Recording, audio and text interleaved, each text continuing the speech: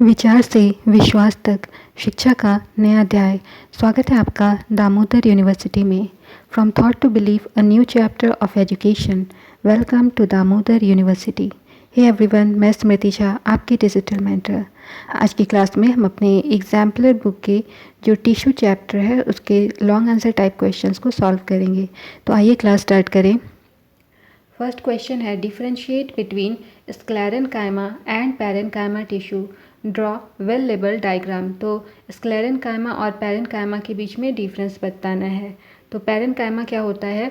Sales are thin walled and unspecialised. Parenchyma के cells जो होते हैं वे थिन वॉल्ड होते हैं और अनस्पेशलाइज्ड होते हैं। वही बात करें स्क्लेरेनकाइमा की, तो cells are thick walled and lignified. तो यहाँ इनके जो सेल्स होते हैं ये थिक वॉल्ड होते हैं और लिग्निफाइड होते हैं। नेक्स्ट है दीज आर लिविंग सेल्स। तो पैरेनकाइमा लिविंग सेल्स होते हैं, वहीं tissues are made up of dead cells. तो यहाँ स्क्लेरेनकाइमा के टिश्यूज जो है वो डेड सेल्स से बने होते हैं। थर्ड पॉइंट है cells are usually loosely packed with large intercellular space. तो पैरेनकाइमा के जो सेल्स होते हैं ये यूजुअली जो होते हैं ये लूजली पैक्ड होते हैं और इनके जो इंटरसेल्युलर स्पेस होते हैं वो लार्ज होते हैं। स्क्लेरेनकाइमा की बात करें तो no intercellular spaces between the cells are found. तो इसके जो सेल्स होते हैं स्क्लेरेनकाइमा के जो सेल्स होते हैं इसमें किसी तरह का इंटरसेल्युलर स्पेस इनके बीच में नहीं पाया जाता है। फोर्थ पॉइंट है stores nutrient and water in stems and roots. तो पैरेनकाइमा के जो न्यूट्रिएंट होते हैं और जो वाटर है वो उसके स्टेम और रूट में स्टोर होते हैं। वहीं बात करें स्क्लेरेनकाइमा की, तो provides strength to the plant parts. तो स्क्लेरेनकाइमा प्लांट के पार्ट्स को स्ट्रेंथ देने का काम करता है। Next one is some cells contain chlorophyll called chlorenchyma and perform photosynthesis. तो यहाँ पर कुछ सेल्स जो है वो क्लोरोफिल इनमें प्रेजेंट होता है जिसे कि क्लोरेनकाइमा कहते हैं और ये फोटोसिंथेसिस फिनोमेना को परफॉर्म करते हैं। Other cells have large air cavities called aerenchyma which provide buoyancy to the hydrophytic plant. तो दूसरे जो सेल्स होते हैं उसमें लार्ज एयर कैविटीज़ प्रेजेंट होती है जिसको एरेनकाइमा कहते हैं और ये क्या करती है, जो हाइड्रोफाइटिक प्लांट होते हैं उसको बॉयंसी प्रोवाइड करने का काम करते हैं। इस वजह से वो प्लांट जो है पानी के ऊपर तैरते हुए दिखाई पड़ते हैं। स्क्लेरेनकाइमा में लिखा है the cells are long and narrow make the plant hard and stiff. तो इसके जो सेल्स होते हैं ये लॉन्ग और नैरो होते हैं जिस वजह से प्लांट जो है वो हार्ड और स्टिफ हो जाता है। The tissue is present in the stem around vascular bundles in veins of leaves and hard covering of seed and nut. तो इसके जो टिश्यू होते हैं ये स्टेम के अराउंड वैस्कुलर बंडल में प्रेजेंट होते हैं और जो वेन्स होते हैं लीव के वेन्स में प्रेजेंट होते हैं और यहाँ कहाँ पर प्रेजेंट होते हैं, जो सीड और नट होते हैं उसकी कवरिंग में प्रेजेंट होते हैं। इसके बाद डायग्राम ड्रॉ करना था पैरेनकाइमा का, तो ये डायग्राम आपका पैरेनकाइमा का हो गया और ये हो गया पैरेनकाइमा का एक इंटरसेल्युलर स्पेस ये दिखा रहा है और ये हो गया पैरेनकाइमा का डायग्राम जिसमें ये एरिया साइटोप्लाज्म को शो कर रहा है। ये इसका न्यूक्लियस है, ये मिडिल लैमेला है, ये chloroplast, this one is vacuole, this one is intercellular space और ये है प्राइमरी सेल वॉल। और यहाँ पर है स्क्लेरेनकाइमा और स्क्लेरेनकाइमा का जो है डायग्राम यहाँ पर आपको दिखाई दे रहा है। क्वेश्चन नंबर 50 में आते हैं describe the structure and function of different types of epithelial tissue, draw diagram of each type of epithelial tissue. तो डिफरेंट टाइप के एपिथेलियल टिश्यू का स्ट्रक्चर और फंक्शन को डिस्क्राइब करना है और डायग्राम एपिथेलियल टिश्यू का ड्रॉ करना है। तो आंसर क्या है, epithelial tissue are the covering of protective tissue in the animal body. तो एनिमल बॉडी में जो प्रोटेक्टिव कवरिंग का काम करता है epithelial tissue. Epithelium covers most organs and cavities with in the body and keep different body system separate. तो epithelium क्या करता होता है जो बहुत सा मैक्सिमम जो ऑर्गेन्स होते हैं और जो कैविटीज़ बॉडी के अंदर प्रेजेंट होते हैं उनको कवर करने का काम करता है और बॉडी के डिफरेंट सिस्टम को सेपरेट करने का काम करता है। The skin, the lining of mouth, the lining of blood vessels, lung alveoli and kidney tubules are all made of epithelial tissue. तो स्किन हो गया, माउथ की लाइनिंग हो गई, ब्लड वेसल्स की लाइनिंग हो गई, लंग एल्वियोली और किडनी के जो ट्यूब्यूल्स होते हैं ये सभी एपिथेलियल टिश्यू के बने हुए होते हैं। Epithelial tissue cells are tightly packed and form a continuous sheet। तो एपिथेलियल टिश्यू के जो सेल्स होते हैं ये टाइटली पैक्ड होते हैं और एक कॉन्टीन्यूस शीट का फॉर्मेशन करते हैं। They have only a small amount of cementing material between them and almost no intercellular spaces. तो इसमें एक बहुत ही कम अमाउंट में सीमेंटिंग मटेरियल इनके बीच में प्रेजेंट होता है और इनके बीच जो इंटरसेल्युलर स्पेस होता है वो ना के बराबर होता है। The permeability of the cells of various epithelia play an important role in regulating the exchange of materials between the body and the external environment and also between different parts of the body। तो यहाँ पर जो sales हो गए, sales की जो permeability होती है डिफरेंट एपिथेलिया की, तो यहाँ पर एक इम्पॉर्टेंट रोल प्ले करता है। किस चीज़ में रोल प्ले करता है? जो भी मटेरियल्स हो गए उनके बीच में एक्सचेंज, जो एक मटेरियल्स बॉडी के बीच में जो डिफरेंट मटेरियल्स का एक्सचेंज होता है उसको रेगुलेट करने का काम करता है और साथ में कहाँ से रेगुलेट करेगा? उसका इंटरनल पार्ट और एक्सटर्नल इन्वायरमेंट से के बीच में रेगुलेशन का काम करता है। और साथ में क्या करता है? जो डिफरेंट पार्ट होता है बॉडी का वहाँ से भी यहाँ पर एक्सचेंज का काम करता है। Regardless of the type, all epithelia are usually separated from the underlying tissue by an extra cellular fibrous basement membrane. तो टाइप के अकॉर्डिंग यहाँ पर जितने भी एपिथेलिया होते हैं ये यूजुअली अंडरलाइंग टिश्यू को extra cellular fibrous basement membrane से सेपरेट करने का काम करता है। Epithelial tissue are of following types. तो एपिथेलियल टिश्यू कितने टाइप के होते हैं? पहला सिंपल स्क्वैमस एपिथेलियम, दूसरा स्ट्रेटिफाइड स्क्वैमस एपिथेलियम, तीसरा कॉलमनर एपिथेलियम और चौथा है cuboidal epithelium. These tissues differ in structure that correlate with their unique functions. तो ये जो टिश्यू होते हैं इसके स्ट्रक्चर में डिफरेंट होते हैं और अपने यूनिक फंक्शंस के थ्रू ये कोरिलेट करते हैं। For example, in cells lining blood vessels of or lung alveoli where transportation of substances occur through a selectively permeable surface, there is a simple flat kind of epithelium। तो example है जो blood vessels की जो cell lining होती है या lung की alveoli होती है, तो यहाँ पर जो सब्सटेंसेस होते हैं इनका ट्रांसपोर्टेशन कैसे होता है? तो सेलेक्टिवली परमेबल सरफेस के थ्रू होता है। तो यहाँ पर simple flat kind of epithelium present होता है। This is called the simple squamous epithelium. इसे सिंपल स्क्वैमस एपिथेलियम के नाम से जाना जाता है। Simple squamous epithelium cells are extremely thin and flat and form a delicate lining. तो सिंपल स्क्वैमस एपिथेलियम सेल जो होते हैं वो बहुत ही पतले होते हैं, चपटे होते हैं और एक डेलिकेट लाइनिंग का फॉर्मेशन करते हैं। The skin, esophagus and the lining of mouth are also covered with squamous epithelium। तो स्किन हो गया, ईसोफेगस हो गया और माउथ की लाइनिंग हो गई, ये सब भी स्क्वैमस एपिथेलियम के थ्रू कवर्ड होता है।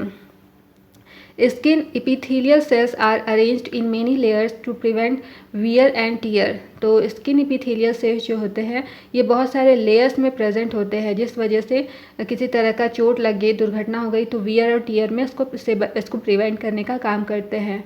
Since they are arranged in a pattern of layers, the epithelium is called stratified squamous epithelium. तो क्योंकि ये एक लेयर के पैटर्न में अरेंज होता है इसीलिए इसे एपिथेलियम को स्ट्रेटिफाइड स्क्वैमस एपिथेलियम कहते हैं। Where absorption and secretion occurs as in the inner lining of the intestine, tall epithelium cells are present।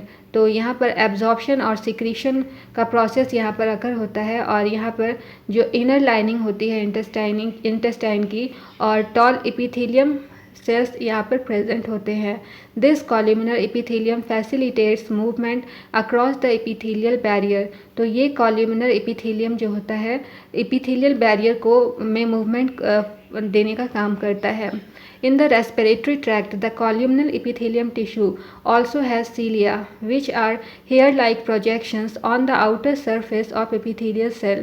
तो रेस्पिरेटरी ट्रैक्ट की बात करें तो यहाँ पर कॉल्यूमनर एपिथेलियल टिश्यू प्रेजेंट होते हैं जिसे सीलिया कहते हैं।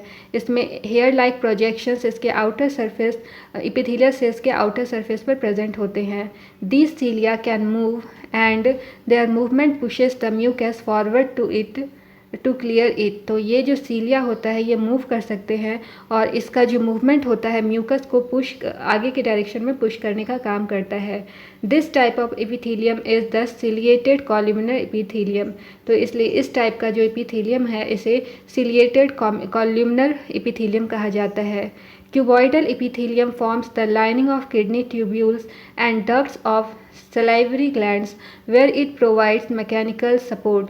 तो क्यूबॉइडल एपिथेलियम जो है किडनी ट्यूब्यूल की लाइनिंग फॉर्म करता है और साथ में जो डक्ट्स सलाइवरी ग्लैंड्स के जो डक्ट्स होते हैं वहाँ पर भी लाइनिंग प्रोवाइड करने का काम करता है और इससे सब मैकेनिकल सपोर्ट देने का काम करता है। Epithelial cells often acquire additional specialization as gland cells which can secrete substances at the epithelial tissue। तो epithelial cell जो है ये additional specialization gland cell के फॉर्म में एक्वायर करने का काम करता है। तो यहाँ से क्या करता है epithelial surface पर different substances को secrete करने का काम करता है। Sometimes a portion of epithelial tissue fold inward and multicellular gland is formed। तो कभी कभी ऐसा होता है कि एपिथेलियल टिश्यू का जो एक पोर्शन होता है वो अंदर की तरफ फोल्ड हो जाता है और इस तरह से यहाँ पर एक मल्टी सेलुलर ग्लैंड का फॉर्मेशन होता है। This is glandular epithelium. इसे ग्लैंडुलर एपिथेलियम कहा जाता है। तो यहाँ पर डिफरेंट टाइप के एपिथेलियल टिश्यू का डायग्राम दिया गया है। ये है स्क्वैमस एपिथेलियम, ये क्यूबॉइडल एपिथेलियम, ये कॉल्यूमिनर एपिथेलियम है जिसको कि सिलिएटेड भी कहा जाता है और ये है stratified squamous epithelium. Question number 51 is draw well labeled diagram of various types of muscles found in human body। तो ह्यूमन बॉडी में कितने टाइप के मसल्स पाए जाते हैं उनका डायग्राम ड्रॉ करना है। तो ये है स्ट्रेटेड मसल जिसका डायग्राम इस तरह से है। ये डायग्राम है हमारी एनसीईआरटी का। दूसरा है स्मूथ मसल जिसका डायग्राम ये दिख रहा है, ये डायग्राम ड्रॉ करना है। और तीसरा है कार्डियक मसल। तो 3 टाइप का मसल होता है, इसका डायग्राम आपको ड्रॉ करना है। Question number 52 is give reasons for. पहला, meristematic cells have a prominent nucleus and dense cytoplasm but they lack vacuole। तो मेरिस्टेमेटिक सेल्स जो है इसमें prominent nucleus पाया जाता है और dense cytoplasm होता है, लेकिन इसमें जो vacuoles होता है वो नहीं होता है। ऐसा क्यों होता है, रीज़न बताना है। आंसर है cells of meristematic tissue are capable of division. तो मेरिस्टेमेटिक टिश्यू के जो सेल्स होते हैं ये डिवीज़न के लिए केपेबल होते हैं। Hence prominent nucleus and dense cytoplasm are present in these cells। इसी वजह से यहाँ पर प्रोमिनेंट न्यूक्लियस और डेंस साइटोप्लाज्म इस सेल्स में प्रेजेंट होते हैं। Since these cells continuously undergo division hence they do not need to maintain a particular shape and store food. तो क्योंकि ये जो सेल्स होते हैं यहाँ पर कंटिन्यूअसली इसमें डिवीज़न होते रहते हैं, इसी वजह से यहाँ पर किसी भी तरह का पर्टिकुलर शेप और फूड को स्टोर करने के लिए किसी तरह का मेंटेनेंस की ज़रूरत नहीं होती है। Due to this vacuoles are not required in these cells. इसी वजह से इस तरह के सेल्स में वैक्यूल की ज़रूरत नहीं पड़ती है। बी है intercellular space are absent in sclerenchymatous tissue. तो स्क्लेरेनकाइमेटस टिश्यू में इंटरसेल्युलर स्पेस एब्सेंट होता है, ऐसा क्यों। Cell wall is in sclerenchyma is lignified. तो स्क्लेरेनकाइमा में जो सेल वॉल होता है वो लिग्निफाइड होता है। Due to this intercellular space are absent in sclerenchymatous tissue. इसी वजह से जो है इंटरसेल्युलर स्पेस स्क्लेरेनकाइमेटस टिश्यू में एब्सेंट होता है। Next question is we get a crunchy and granular feeling when we chew pear fruit। तो जब हम pear fruit को chew करते हैं, चबाते हैं, तो हम एक crunchy granular feeling हम फील करते हैं, ऐसा क्यों?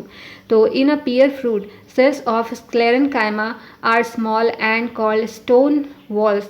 तो पियर फ्रूट की बात करें तो इसके जो स्क्लेरेनकाइमा के जो सेल्स होते हैं ये काफ़ी स्मॉल होते हैं और इसे स्टोन सेल कहा जाता है।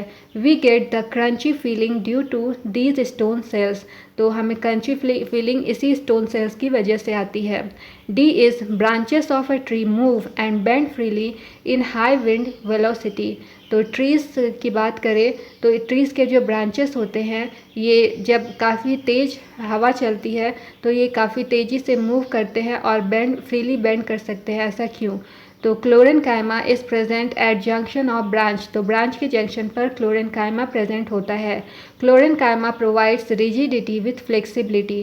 क्लोरेनकाइमा जो है प्लांट को रिजिडिटी फ्लेक्सिबिलिटी के साथ रिजिडिटी प्रोवाइड करने का काम करता है। Due to this branches of tree move and bend freely in high wind velocity. इसी वजह से जो ट्री के ब्रांचेस होते हैं ये फ्रीली मूव कर सकते हैं हाई विंड वेलोसिटी के साथ। Question number E is it is difficult to pull out the husk of a coconut tree. तो कोकोनट ट्री के हस्क को निकाल पाना डिफ़िकल्ट होता है खींच करके, ऐसा क्यों होता है? The husk of coconut tree is composed of sclerenchyma. तो कोकोनट ट्री का जो हस्क होता है ये स्क्लेरेनकाइमा का बना हुआ होता है। Due to this the husk is very hard and is difficult to be pulled out. इसी वजह से जो हस्क है वो काफ़ी हार्ड होता है और इसे खींच करके निकालना बहुत ही मुश्किल होता है। Question 53 is list the characteristics of cork. How are they formed? Mention their role. तो कैरेक्टरिस्टिक कॉर्क का इस कैरेक्टरिस्टिक बताना है, किस तरह से ये बनता है और उनके रोल को भी बताना है। तो कैरेक्टरिस्टिक्स क्या है? Cells of cork are dead at maturity. तो मैच्योरिटी के टाइम ये जो कॉर्क सेल होता है ये डेड होता है। These cells are compactly arrange. तो ये जो सेल्स होते हैं कॉम्पैक्ट वे में अरेंज होते हैं। Cells do not possess intercellular space. तो ये जो सेल्स होते हैं इसमें इंटरसेलुलर स्पेस नहीं पाए जाते हैं। Cells possess a chemical substance suberin in their walls. तो ये जो सेल्स होते हैं इनके वॉल्स पर केमिकल सब्सटेंस पाए जाते हैं जिसे सबरीन कहते हैं। They are several layers thick. तो ये जो होते हैं कॉर्क जो होते हैं ये बहुत सारे लेयर्स की बने होते हैं और ये काफ़ी थिक होते हैं। दूसरा है as plant grow older a strip of secondary meristem replaces the epidermis of the stem. तो यहाँ पर जब प्लांट और भी ज़्यादा पुराना होते जाता है, ओल्डर होते जाता है, तो इसके जो सेकेंडरी मेरिस्टेम के जो स्ट्रिप होते हैं ये स्टेम के जो एपिडर्मिस होते हैं उसको रिप्लेस कर देते हैं। Cells cut on the outer side by this meristem are called cork. तो यहाँ पर आउटर साइड से इस मेरिस्टेम के जो आउटर साइड से जब हम लोग सेल को कट करते हैं तो इसे कॉर्क कहा जाता है।